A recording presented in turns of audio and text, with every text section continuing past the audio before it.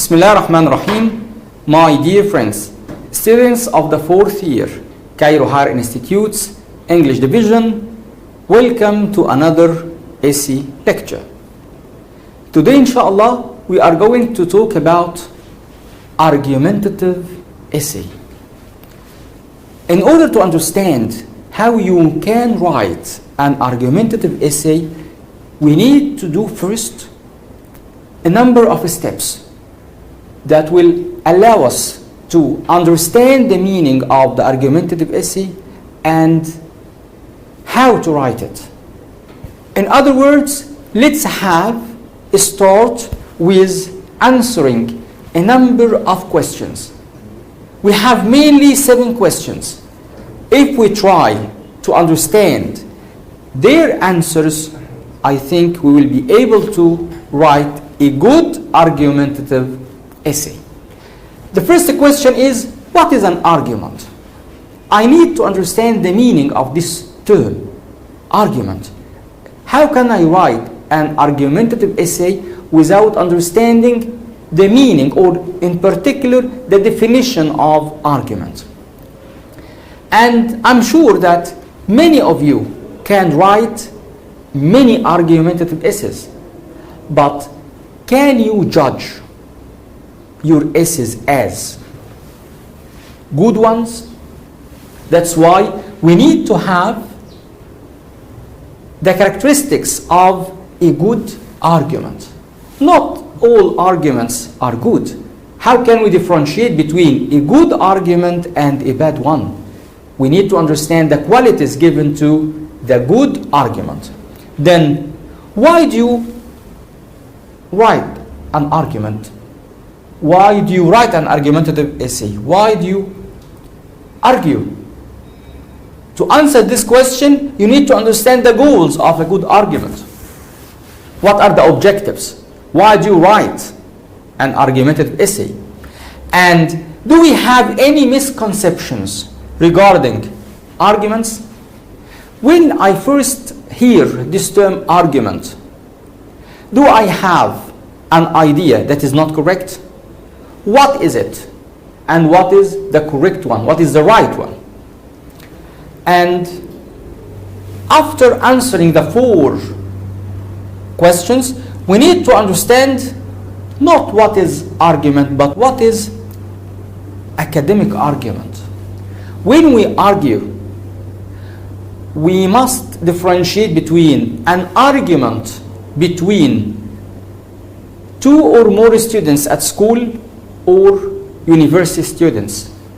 We must differentiate between an argument between a group of civilized people and another group of less civilized persons.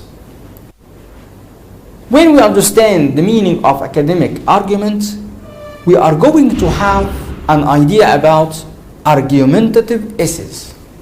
So, I didn't start with argumentative essay, although it is the title we are focusing on. But to understand what is argumentative essay and its meaning, we need first to go through these 5 points. And finally, we need to understand what are the types of the argumentative essays as a question that needs to be answered. So, again, we need to understand some aspects of these qualities through answering these 7 questions. First of all, when we talk about the definition of argument, what is an argument? An argument, simply speaking, is a series of statements, expressions, reasons, or facts intended to support or oppose a point of view, an idea, a suggestion. What does it mean? Simply speaking, I have a number of statements, expressions, facts, or reasons. When I have a series of, I have a list of, I have a number of. So it is not just one statement or one cause or one expression, but we have a list of statements, expressions, reasons, causes, which foreground logic and facts. They are intended to. Intended to here means supposed to. They are supposed to do one of two things. They either support or oppose. And by oppose here we mean challenge. So why do you argue? Simply speaking, you argue either to support or to challenge. What do you support and what do you challenge? You can support or challenge. Number one, a point of view. Number two, an idea. Number three, a suggestion. So again, you have a list of statements, expressions, reasons, or facts that are supposed to either support or challenge a viewpoint, maybe, an idea, maybe, or a raised suggestion. In other words, an argument is a discussion among different people, and be careful, representing different viewpoints, different points of view, different opinions, different interpretations, different perceptions regarding one specific topic. So we have a topic that is discussed, and each party, each speaker, each writer will try to represent his viewpoint about this specific topic. So the topic is one, but the points of view are numerous, or are many at least. When we talk about an argument in an academic sense, we can understand that we have a longer definition that represents more aspects, and at the same time it summarizes what we have just said. So let's have a look at this definition. An argument is not a quarrel or fight between people, and this is very important to understand. When you argue, it doesn't mean that you are fighting someone, you are resisting someone physically. No. The other person expresses his view and you express your viewpoint. Your viewpoint may support the first speaker's view or may challenge it. There is no problem, provided that there is reason, there is logic. So it is not a quarrel or fight between people, but rather consists of propositions, including both a number of premises and one conclusion. I think premises is a new term for you. So what is the meaning of premise? Simply speaking, premises means proposals offered for either acceptance or rejections. Again, when I raise a question and you doesn't agree on my view regarding the answer to this question, in this case, you do not accept. In other words, you reject my viewpoint. Okay, if I give you a suggestion and you agreed upon it, in this case, you accept it. So, simply speaking, a premise is a proposal that is offered either for acceptance or rejection. So again, an argument is not a quarrel or fight between people, but rather consists of propositions. Be careful of this term. Propositions. I propose something, including a number of premises and one conclusion, because this one conclusion will either support my view or challenge my view. So your attitude must be clear from the early beginning, and it must be emphasized or stressed in your conclusion. And that's why the following sentences explain this clearly. Premises give reasons, causes, logical grounds, that are supposed to support the truth of a single proposition. I suggest something.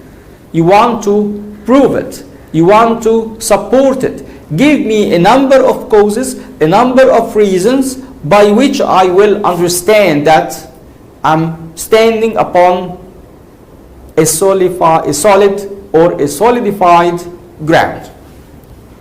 To present reasons to support the truth of a single proposition, and then I have the conclusion. To argue for a conclusion is to present reasons for that conclusion to be true. If you support a certain idea, you need to tell me the causes that will help me to understand your viewpoint and to understand that your viewpoint is true. So I raise a question or I suggest a solution for a certain problem. If you agree with me, you must give me the causes that led you to agree with me on what I said. And in this case, I need to have reasons, causes again. And that's why the relationship of support is supposed to be between the premises and the conclusion. If I do support you, how can I challenge you? If I challenge you, how can I support you? So from the early beginning, I decide whether to challenge you or to support you. And throughout my talks, throughout my writings, I prove my viewpoint. I prove my conclusion. Okay? To have a good piece of writing that is a real piece of argument or a written argument, you need to understand that your writing must be logical and coherent. Logical, it has a certain order. It has a certain sequence. And this sequence or this order is reasonable. It appeals to your intellect. And at the same time, it should be coherent. The relationships among the constituents of your essay must be related to each other. I cannot, for example, express that I support you, and in my first paragraph I support you, in my second paragraph I support you, and all of a sudden I give an idea that challenges you. So this is not coherence. So be careful of this. And don't forget that an argumentative essay is a work of persuasion. Again, it is not a fight. I try to attract your intellect, your sense of thinking and judging what I say. And in this case, persuasion is a very good perception or concept to understand. If I'm not persuasive, how can you take my side? If you are supporting me, how can you take the other side if you challenge me? And again, arguments are good when the truth of their premises supports the truth of their conclusions. So I have a proposal, I have a conclusion. The proposal has a certain truth. The conclusion has another truth. The two kinds of truth must be in the same direction. Otherwise, it will be again some kind of contradiction. How can I start supporting something and I end with challenging it? It is not logical. What are the goals of a good argument? And please, I emphasize the importance of this adjective, good. Don't talk about arguments generally, because you must understand how you write a good argument, how to understand the qualities or the characteristics of a good argument, what are the objectives or the goals of a good argument. So don't forget this adjective, please. It expresses an extended argument for a particular thesis statement. Okay, you are all familiar with the meaning of thesis statement, and you have written a number of essays in your studies. So please, if you have a thesis statement, don't forget that the argument is an extension for it. It supports it. It explains it.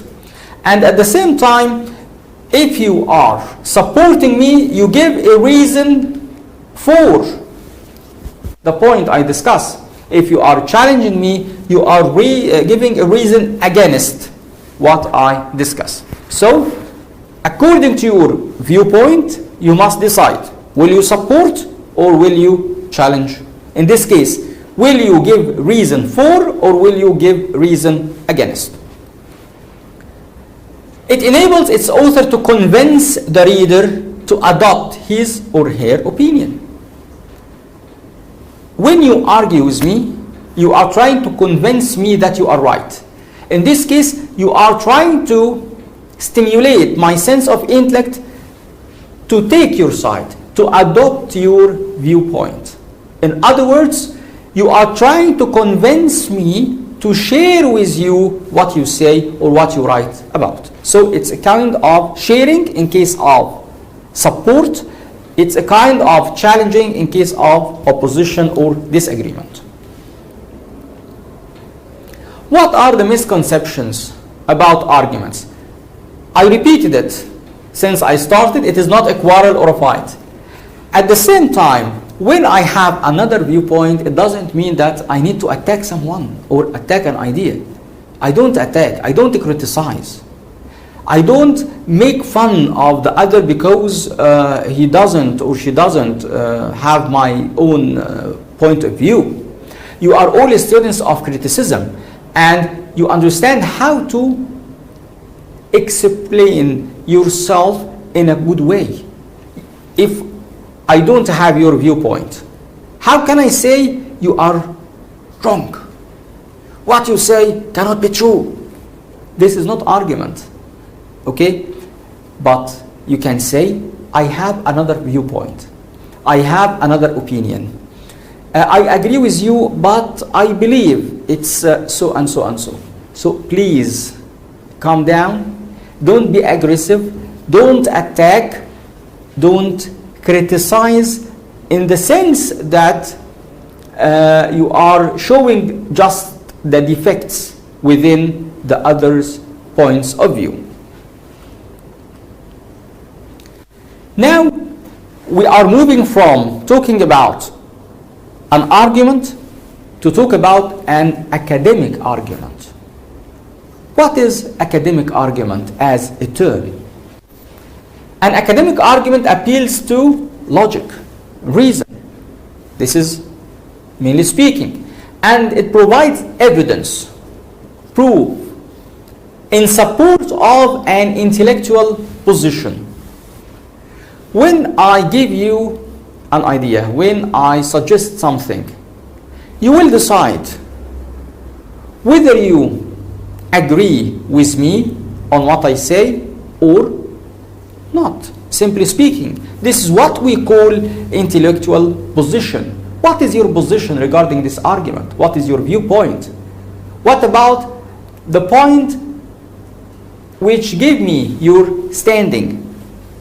It's important to present the writer's argument in logical order and to arrive at conclusions. If you don't have conclusions, there is no argument. If there is no order or if there is no logic, there is no argument. So, mainly speaking, when we talk about intellect, persuasion, reason, so we are talking about something that we use our mind, our intellect to talk about, to present our points of view. And that's why, again, it is not a physical fight. It is not a kind of violence or aggression about something or about someone. No, simply speaking, you write and I write, and if I convince you, it's okay. If you convince me, it's okay. If each one keeps his viewpoint, there is no argument, because we will still be friends. And even if we have argument, let's the others who read your writings and read my writings be convinced by any of our attitudes. There is no problem. After having an idea about academic argument, what is an argumentative essay? Of course, you have studied a number of essays, many kinds of essays, including the descriptive essays, the narrative essay, and so on. Here, we are talking again about another type, another kind of essays that shows a writer's investigation of a specific issue, a specific topic, the question we raise, the point under discussion, as well as his or her strong evidence, strong proof, and reasonable conclusion. If your conclusion is not reasonable, if I'm not persuaded, how can I adopt your view? So again, it is the operation of our mastermind. What are some, not all, types of arguments or argumentative essays? I think you have lots of types, not just what we have, but I brought you some selected types of arguments. The first one is, can you read it? Please. It is causal, not casual. Sometimes people look at it, imagine it is another word, but here we have causal arguments. Causal, I have cause and effect. Cause, okay? Please be careful. Causal arguments claim that something caused something else. In other words, I have cause and effect. Something led to something else, or something else happens because something that happened first. So A leads to B, or B exists because of A. So I have again cause and effect. So a relationship between cause and effect. And because I have this term cause, I have this term, this word, causal arguments. We have the second type, which is evaluation arguments. And again, you understand the meaning of evaluation. Evaluate, assess, judge. They argue that the evaluation of something is either good or bad. Okay, I raise a question, and according to your view, the answer to my question is good.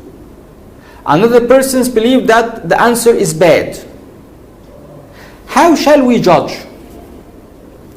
We will judge based on a number of criteria. When I say good or bad, I need a number of standards by which I can judge, I can evaluate whether what is raised is good or is bad. It is not something that is haphazardly given or randomly given. We must have standards, we must have criteria, because these criteria will enable us to judge whether the suggestion is good or bad. It is not according to any person's and every person's personal view, and that's all. We must have a number of standards. Then we have the third kind, which is proposal arguments. They present or suggest a solution to a certain problem. They propose. Propose means to suggest. Propose means to present, okay, a solution. But to have a solution, we need first to define the problem. How can I solve a problem without determining its nature? its causes, its aspects. In other words, how can I solve a problem without understanding the problem itself? And then we suggest a remedy or a solution. Sometimes the solution is not theoretical, and that's why we can suggest a certain action. A certain action. There is activity. There is a procedure. There is something to be taken, something to be done, something to be performed. So, a proposal argument again suggests a solution to the problem, but to understand the problem is the first priority so as to be able to suggest a solution. We have a narrative argument. What is a narrative argument? A narrative argument uses storytelling to make a case with a clear point related to the argument. So I can persuade you by giving you a story. And in this story I can have a fictional world, like the worlds you study in drama, poetry, or novel. So you can have a story with characters, a story with plot, a story with setting, etc. Why? To support the main argument, or even to challenge the main argument. So in this case, you will have to build up your own fictional world to persuade me to adopt your point of view. Rebuttal arguments build cases on refuting an idea or ideas that have come before. So they usually start with challenging the ideas in the past. I have a certain idea, I try to refute it, I try to challenge it, I try to express that I have a different point of view. So my start will be challenging what was said before, what was said in the past. I do not agree on what is said. This is my first start, so as to present my argument that challenges what is said before. So this is a kind of an overview of some selected types of arguments.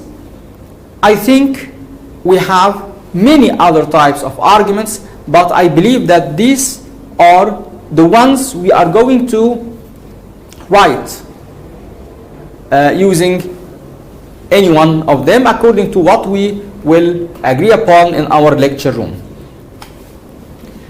For the time being, I just remind you that when you have to understand argumentative essays, don't go directly and try to understand its meaning, its term, without understanding the broader criteria which may lead you to understanding argumentative essays. That's why you need first to understand the meaning of an argument, what are the qualities of a good argument, what are the types of good arguments, what are the goals and objectives of arguments. So if I'm here ending with thank you, I must go first once again to my first start, because till now we didn't go in detail regarding argumentative essays and the techniques of writing them. So this was just an introduction to how to write a good argumentative essay. So please be reminded that these first 4 questions will lead you to understand number 5, 6, and 7. For the time being, I once again